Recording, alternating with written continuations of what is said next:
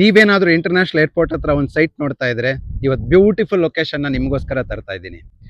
Seven Hills Properties ಮಾಡಿರೋ Seven Hills Courtyard ಅನ್ನೋ projects ಎಲ್ಲಪ್ಪ ಇದೆ ಅಂದರೆ ಇಂಟರ್ನ್ಯಾಷನಲ್ ಏರ್ಪೋರ್ಟ್ ಇಂದ ಜಸ್ಟ್ 1.5 ಕಿಲೋಮೀಟರ್ಸ್. ಇದು seven Hills Courtyard airport ಪಕ್ಕದಲ್ಲಿರುವಂಥ projects. ಈ ಪ್ರಾಜೆಕ್ಟ್ ಹೈಲೈಟ್ಸ್ ಅಂದರೆ 10 ಫೀಟ್ ಹೈಟ್ ಕಾಂಪೌಂಡ್ ಇದೆ, specially for club house. 10,300 square feet ಅನ್ನ ರಿಸರ್ವ್ ಮಾಡಿದ್ದೀವಿ ಆಸ್ ಸಿ.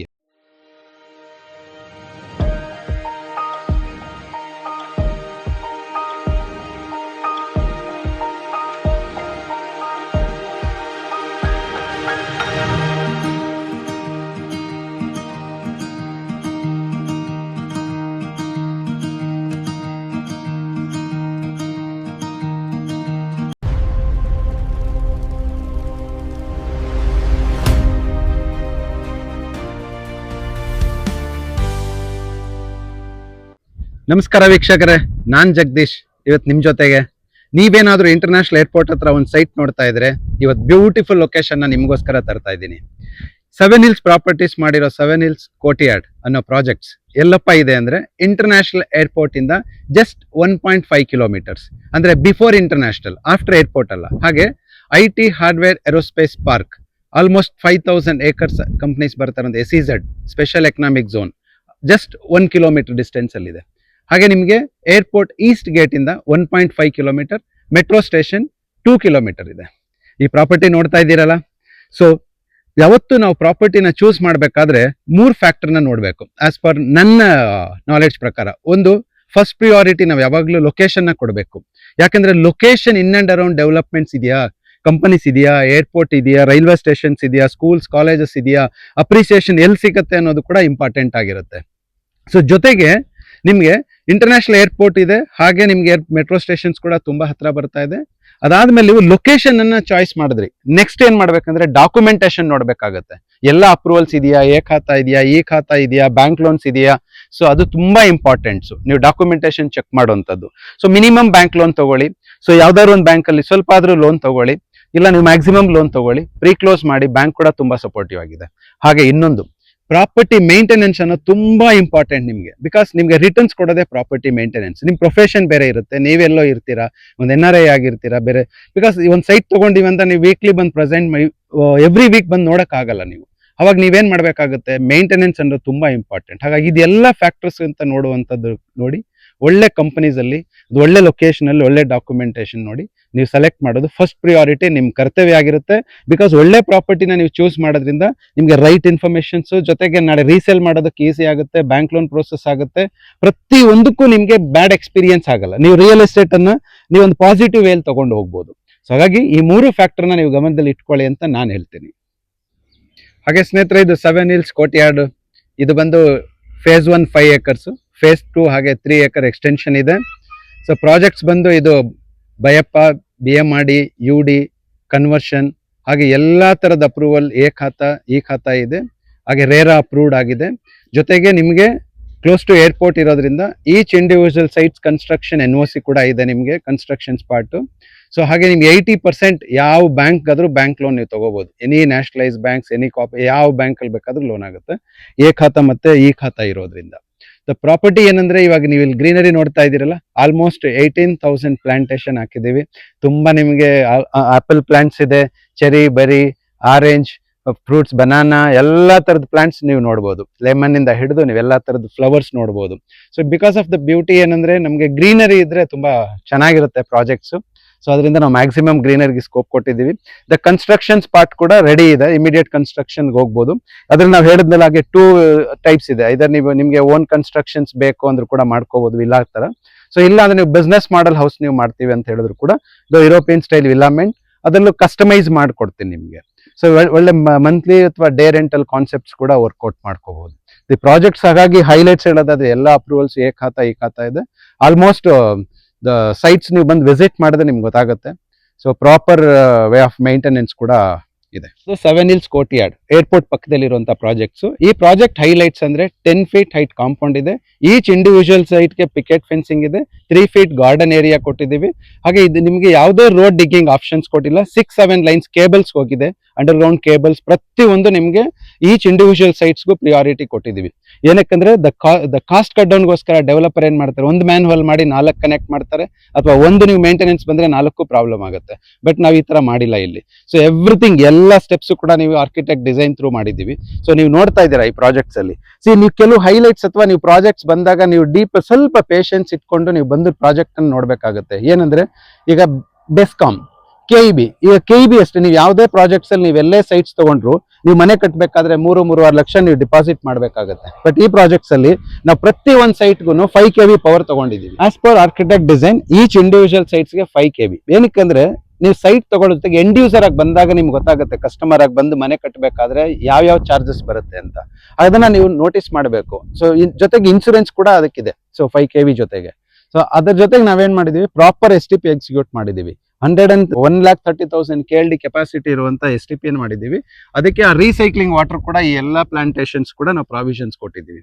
ಸೊ ಅದ್ರ ಜೊತೆಗೆ ನೀವು ನೋಡ್ತಾ ಇದ್ದೀರಾ ಇವತ್ತು ಗ್ರೀನರಿ ಲೇಔಟ್ ಎಂಟ್ರಿ ಬಂದ ತಕ್ಷಣ ನಿಮಗೆ ಕೊಡುತ್ತೆ greenery, because of the breath. ನಮ್ ಬ್ರೀತ್ ಅನ್ನೋದೇ ಗ್ರೀನರಿ ಅಲ್ವಾ. ಸೊ ಮೋರ್ ಸ್ಕೋಪ್ ನಾವು ಆಕ್ಚುಲಿ ಈ ಪ್ರಾಜೆಕ್ಟ್ ಅನ್ನ ರೆಸಾರ್ಟ್ ಮಾಡೋಣ ಅನ್ನೋ ಕಾನ್ಸೆಪ್ಟ್ ಅಲ್ಲೇ ಮಾಡಿದ್ದು, ಕೊನೆಗೆ ಇದನ್ನ ಸೈಟ್ ಆಗಿ ಕೊಡ್ತಾ ಇದೀವಿ. ಸೊ ಇಲ್ಲಂದ್ರೆ ಏರ್ಪೋರ್ಟ್ ಪಕ್ಕದಲ್ಲೇ ಇದೆ. ಸೊ ಈ ವಾಟರ್ ಸೋರ್ಸ್ ಏನಂದ್ರೆ ನಮ್ದು 2 ಬೋರ್ವೆಲ್ ಇದೆ.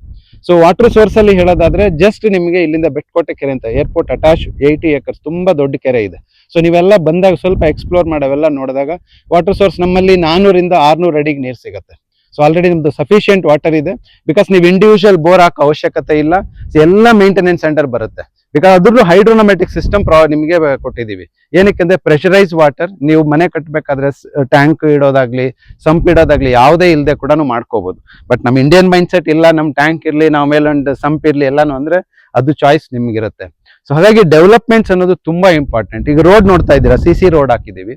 ಇದ್ರ ಕೆಳಗಡೆ ನಿಮ್ಗೆ ಕಾಂಕ್ರೀಟ್ ಬೇಸ್ ಏನಿರುತ್ತೆ, ಈ ರೋಡ್ ಪಿಕ್ಚರ್ಸ್ ಆಗ್ಲಿ ಬ್ರೋಷರ್ಸ್ ಪ್ರತಿ ನೀವು ಬಂದಾಗ ನೋಟಿಸ್ ಮಾಡ್ಬೇಕು ಎಲ್ಲಾನು. ಸೊ ಸೋಲಿಂಗ್ ಹಾಕಿ ಕೆಳಗಡೆ, ಅದು ರೋಡ್ ಕೆಳಗಡೆ ಹೋಗ್ಬಾರ್ದು ಅಂತ ಹೇಳಿ ಅದ್ರ ಮೇಲ್ಗಡೆ ಸ್ಟೀಲ್ ಹಾಕಿ ಕಾಂಕ್ರೀಟ್ ಆಗಿ ಮಾಡಿರುವಂತ ರಸ್ತೆ ಈಗ ನೀವು ನೋಡ್ತಾ ಇರೋದು. ಎಲ್ಲ ಲೇಔಟ್ ಪೂರ್ತಿ 30 feet ರೋಡ್ಸ್ ಇದೆ. ಸೊ ಜೊತೆಗೆ ನಿಮ್ಗೆ ಲೀಗಲ್ ಆಯ್ತು, ಲೊಕೇಶನ್ ಆಯ್ತು, ಮೇಂಟೆನೆನ್ಸ್. ಸೊ ಮೇಂಟೆನೆನ್ಸ್ ನಾವೇನ್ ಮಾಡ್ತೀವಿ, ₹1 ಚಾರ್ಜ್ ಮಾಡ್ತೀವಿ.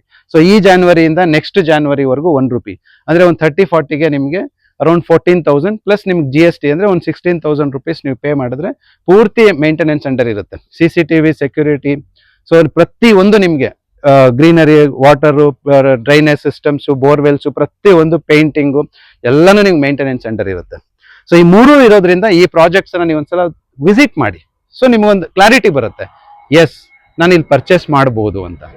ಹಾಗೆ ಈ ಪ್ರಾಜೆಕ್ಟ್ ಹೈಲೈಟ್ ಲೊಕೇಶನ್ ಹೇಳೋದಾದ್ರೆ airport 1.5 km, phase 1 industrial area 5,000 acres ಇದೆ, ಫೇಸ್ 2 ಇಂಡಸ್ಟ್ರಿಯಲ್ ಏರಿಯಾ ನಿಮ್ಗೆ ಆಲ್ಮೋಸ್ಟ್ ಅದನ್ನು 6,000 square feet ಇದೆ. ಟೋಟಲ್ ನಿಮ್ಗೆ around 12,000 acres of IT hub ಬರ್ತಾ ಇದೆ. ಇದು ಆಲ್ಮೋಸ್ಟ್ ಹೆಬ್ಬಾಳಿಂದ ನಿಮ್ಗೆ 20 km ಡಿಸ್ಟೆನ್ಸ್ ಅಲ್ಲಿ ಇರೋದ್ರಿಂದ ಸೊ ಜನ ಟ್ರಾವೆಲ್ ಮಾಡೋದು ಕಷ್ಟ ಆಗುತ್ತೆ ವರ್ಕ್ ಸ್ಪೇಸ್ ಇಂದ. ಹಾಗೆ ನಿಮ್ಗೆ ಇಲ್ಲಿ BDA ಮತ್ತೆ ಹೌಸಿಂಗ್ ಬೋರ್ಡ್ ಇಲ್ಲ. BDA ಹೌಸಿಂಗ್ ಬೋರ್ಡ್ ಇದ್ದಿದ್ರೆ ನಿಮ್ಗೆ ಅಟ್ಲೀಸ್ಟ್ ರೆಸಿಡೆನ್ಷಿಯಲ್ ಈಸಿ ಆಗ್ತಾ ಇತ್ತು. ಸೊ ಹಾಗಾಗಿ ಇಲ್ಲಿ BDA ಹೌಸಿಂಗ್ ಬೋರ್ಡ್ ಇಲ್ಲದೆ ಇರೋದ್ರಿಂದ ಸೊ ಈ ತರ projects close to SEZ companies ಇರೋದು ನೀವು ಚಾಯ್ಸ್ ಮಾಡಿದ್ರೆ ಐದರ್ ನೀವು ಕನ್ಸ್ಟ್ರಕ್ಟ್ ಮಾಡಿದ್ರು ಒಳ್ಳೆ ಬಾಡಿಗೆ ಬರುತ್ತೆ, ಇಲ್ಲ ನೀವು ಸ್ವಲ್ಪ ದಿನ ಇಟ್ ಮಾಡಿದ್ರು ಒಳ್ಳೆ ರಿಟರ್ನ್ಸ್ ಬರುತ್ತೆ. ಸೊ ಅದ್ರ ಜೊತೆಗೆ ಇಲ್ಲಿ ಕಂಪನೀಸ್ ಹೇಳೋದಾದ್ರೆ ಬೋಯಿಂಗ್, ಇನ್ಫೋಸಿಸ್, TE ಟೆಕ್ನಾಲಜಿ, ಸಮದ, ಸಿಪೆಟ್, SAP ಲ್ಯಾಬ್ಸ್, ಹಾಗೆ BCCI ಅಕಾಡೆಮಿ, ಈ ತರ ನಿಯರ್ಲಿ 1000 ಕಂಪನೀಸ್, 10 lakhs ಎಂಪ್ಲಾಯ್ಮೆಂಟ್ಸ್. ಸೊ ನೀವು ದಯವಿಟ್ಟು ಬಂದು ಅದನ್ನೆಲ್ಲ ನೋಡಿ. ಇವಾಗ ನಾನು ಎಲ್ಲಾನು ವಿಡಿಯೋದಲ್ಲಿ ಹೇಳಕ್ ಆಗಲ್ಲ. ಸೊ ನೀವು ಇನ್ ಅಂಡ್ ಅರೌಂಡ್ ಎಕ್ಸ್ಪ್ಲೋರ್ ಮಾಡಿದಾಗ ಖಂಡಿತ ನಿಮ್ಗೆ ಗೊತ್ತಾಗುತ್ತೆ. ಗೂಗಲ್ ಮಾಡಿ. ಸೊ ಇಂಥ ಕಡೆ ಇನ್ವೆಸ್ಟ್ ಮಾಡ್ಬೇಕು ನಿಮ್ಗೆ.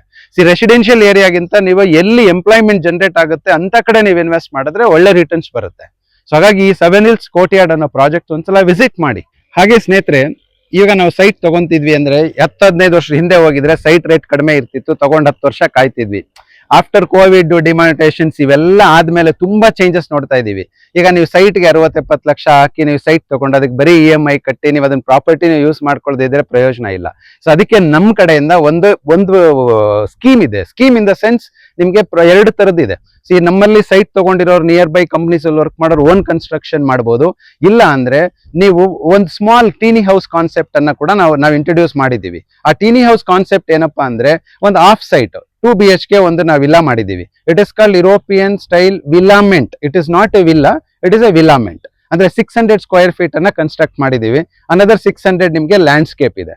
ಸೊ ನೀವು ಅದನ್ನ ನೋಡಿದ್ರೆ ಖಂಡಿತ ನಿಮ್ಗೆ ಖುಷಿ ಆಗುತ್ತೆ. ಯಾಕೆಂದ್ರೆ this is kind of A model business model house ಮಾಡಿದೀವಿ. ಬಿಕಾಸ್ ನೀವಿಲ್ಲಿ ನೋಡ್ತಾ ಇರೋದು ರೆಸಿಡೆನ್ಷಿಯಲ್ ಲೇಔಟ್ ಆದ್ರೂ ಬಿಕಾಸ್ ಆಫ್ ಇಂಟರ್ನ್ಯಾಷನಲ್ ಏರ್ಪೋರ್ಟ್ ಇರೋದ್ರಿಂದ ಮತ್ತೆ ಇಷ್ಟು ಕಂಪನೀಸ್ ಬಂದಿರೋದ್ರಿಂದ ನಾವು ಏರ್ಪೋರ್ಟ್ ಒಳಗಡೆ ಇರೋದ್ರಿಂದ ಆಲ್ಮೋಸ್ಟ್ 1.5 ಕಿಲೋಮೀಟರ್ಸ್ ಇಂದ ಏರ್ಪೋರ್ಟ್ ಒಳಗಡೆ ಇದ್ದಂಗೆ ಆಗುತ್ತೆ. ಸೊ ಇದನ್ನ ಡೇ ರೆಂಟಲ್ ಕಾನ್ಸೆಪ್ಟ್ ಗೆ ನಾವು ಮಾಡಬಹುದು. ಡೇ ರೆಂಟಲ್ ಕಾನ್ಸೆಪ್ಟ್ ಅಂದ್ರೆ ಈಗ ನೀವು Airbnb ಕನ್ಸಿಡರೇಷನ್ ಆ ತರ ಮಾಡಬಹುದು. Airbnb ಆದ್ರೂ ನಿಮ್ಗೆ ಟ್ರಾವೆಲರ್ ಸ್ವಲ್ಪ ರೆಂಟ್ ಕಡಿಮೆ ಆಗುತ್ತೆ ಅಂತ ನೋಡೋರು Airbnb ಬರ್ತಾರೆ. ಬಟ್ ನನ್ನ ಕಾನ್ಸೆಪ್ಟ್ ಏನಂದ್ರೆ ಅಟ್ಲೀಸ್ಟ್ ನಾವು ಈ ತರ ಕನ್ಸ್ಟ್ರಕ್ಟ್ ಮಾಡಿದ್ರೆ ಕಾರ್ಪೊರೇಟ್ ಕಂಪನಿ ಗೆಸ್ಟ್ ಹೌಸ್ ಕೊಡಬಹುದು ಇದು. ಸೊ ಈ ಕಾನ್ಸೆಪ್ಟ್ ಅಲ್ಲಿ ನೋಡಿ 1200 ಸ್ಕ್ವೇರ್ ಫೀಟ್ ಅಲ್ಲಿ 600 ಓಪನ್ ಸ್ಪೇಸ್ ಕೊಟ್ಟಿದ್ದೀವಿ. 600 ನಿಮ್ಗೆ ಸೊ ನಾವು ಯೂಸ್ ಮಾಡಿರೋ material WPC HPCL materials use ಮಾಡಿದೀವಿ. ಇದೊಂಥರ ನೀವು ಒಂದು 5 ಸ್ಟಾರ್ ಹೋಟೆಲ್ ಅಥವಾ ನೀವು ಒಂದು ರೆಸಾರ್ಟ್ ಬರೋ ಫೀಲ್ ಇರುತ್ತೆ. ಮತ್ತೆ ಇನ್ವೆಸ್ಟ್ಮೆಂಟ್ ಕೂಡ ಜಾಸ್ತಿ ಇರಲ್ಲ. ಈಗ ನೀವು ಸೈಟ್ ಜೊತೆಗೆ ಒಂದು 15 ಲಕ್ಷ ಇನ್ವೆಸ್ಟ್ ಮಾಡಿದ್ರೆ ಈ ತರ ಒಂದು ಮನೆ ಕಟ್ಬೋದು. ಇದು ಡೇ ರೆಂಟಲ್ ಕಾನ್ಸೆಪ್ಟ್ಸ್. ಈಗ ನೀವು ಹೋಟೆಲ್ಗೆ ಹೋದ್ರೆ ಮಿನಿಮಮ್ 15,000 ಮೇಲ್ ಬಾಡಿಗೆ ಇರುತ್ತೆ. ಇದು ನೀವು ಒಂದು 5,000 ರುಪೀಸ್ ರೆಂಟ್ ಕೊಡಿ ಪರ್ ಡೇ. 5,000 ರೆಂಟ್ ಕೊಟ್ರು ನಿಮ್ಗೆ Airbnb ತರ ಟೈಪ್ ಮಾಡಿ ಆನ್ಲೈನ್ ಅಲ್ಲಿ ಬಿಟ್ಟರು ಕೂಡ ನಿಮ್ಗೆ ಜಸ್ಟ್ ಎಕ್ಸಾಂಪಲ್ ಒಂದು 20 ಡೇಸ್ ಬಿಸ್ನೆಸ್ ಆದ್ರೂ ಕೂಡ ನಿಮ್ಗೆ 1 ಲಕ್ಷ ಬಾಡಿಗೆ ಬರುತ್ತೆ. ಸೊ ನಿಮ್ ಇನ್ವೆಸ್ಟ್ಮೆಂಟ್ ಗೆ ₹1 ನಿಮ್ಗೆ ರಿಟರ್ನ್ ಸಿಗುತ್ತೆ. ಆದ್ರೆ ನಿಮ್ಗೆ ಬೇರೆ ಎಲ್ಲೂ ಸಿಗಲ್ಲ.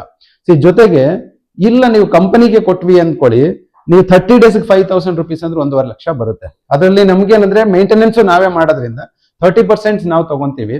ಸೊ ಜೊತೆಗೆ ನಿಮ್ಗೆ 70% ಕಸ್ಟಮರ್ಗೆ ಇರುತ್ತೆ.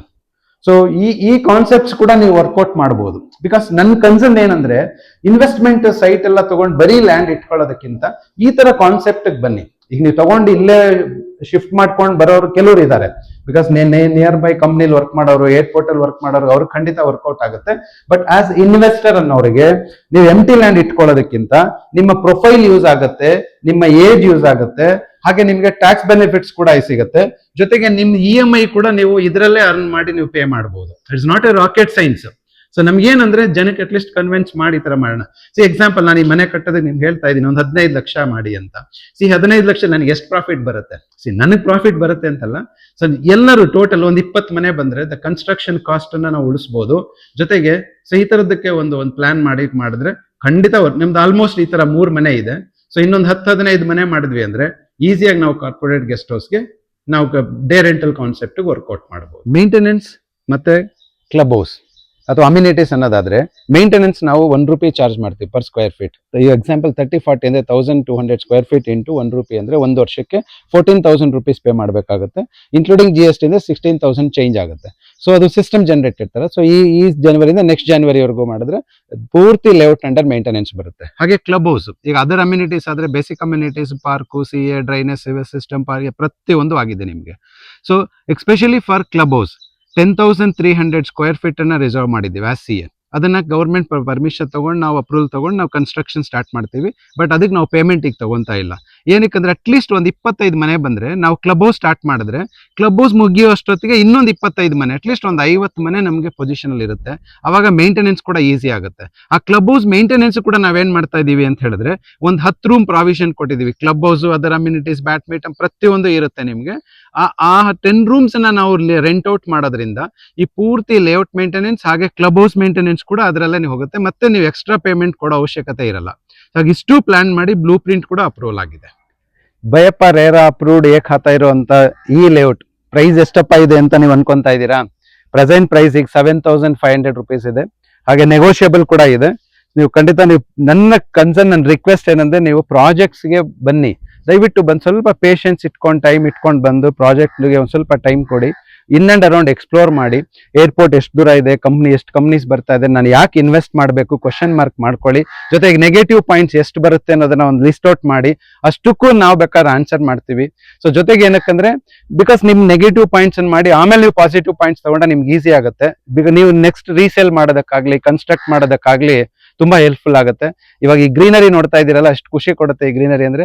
ಆಲ್ಮೋಸ್ಟ್ ಈ ಲೇಔಟ್ ಎಷ್ಟು ಅರೌಂಡ್ 18,000 ಪ್ಲಾಂಟೇಶನ್ಸ್ ಆಗಿದೆ. ಅಷ್ಟು ಮ್ಯಾಕ್ಸಿಮಮ್ ನೀವು ಎಲ್ಲಾ ತರದ ಫ್ಲವರ್ಸ್, ಫ್ರೂಟ್ಸ್ ಪ್ರತಿಯೊಂದು ನೋಡ್ಬೋದು ಈ ಲೇಔಟ್ ಅಲ್ಲಿ. ಸೊ ಹಾಗೆ ನೀವು ಯಾವಾಗ ಫ್ರೀ ಇರ್ತೀರಾ, usually Saturday, Sunday R any time ನೀವು ಪ್ರಾಜೆಕ್ಟ್ ವಾಕಿನ್ ಬನ್ನಿ. ಸ್ನೇಹಿತರೆ, ಕೊನೆದಾಗ ಹೇಳೋದಾದ್ರೆ ಇಲ್ಲಿ ಯಾವುದೇ ತರದ ಬ್ರೋಕರೇಜ್ ಇಲ್ಲ, ಯಾವುದೇ ಮಿಡಲ್ ಮ್ಯಾನ್ ಇಲ್ಲ, ಯಾವುದೇ ಚಾನೆಲ್ ಪಾರ್ಟ್ನರ್ಸ್ ಇಲ್ಲ, ಯಾರು ಇರಲ್ಲ. ಸೊ ಡೈರೆಕ್ಟ್ ನಾನೇ ಮಾತಾಡ್ತಾ ಇದ್ದೀನಿ ನಿಮ್ಮ ಜೊತೆಗೆ. ನಮ್ಮ ನಂಬರ್ ಅಲ್ಲಿ ಇರುತ್ತೆ, ನಿಮ್ಗೆ ಡಿಸ್ಪ್ಲೇ ಇರ್ತದೆ ಸ್ಕ್ರೀನಲ್ಲಿ. ಸೊ ಆ ನಂಬರ್ ಕಾಲ್ ಮಾಡಿದ್ರೆ ಡೀಟೇಲ್ಸ್ನ ಪ್ರತಿಯೊಂದು ನಿಮ್ಗೆ ಕಳಿಸ್ಕೊಡ್ತೀನಿ. ನೀವು ದಯವಿಟ್ಟು ಬಂದು ವಿಸಿಟ್ ಮಾಡಿ, ಸಿಗೋಣ. Thank you.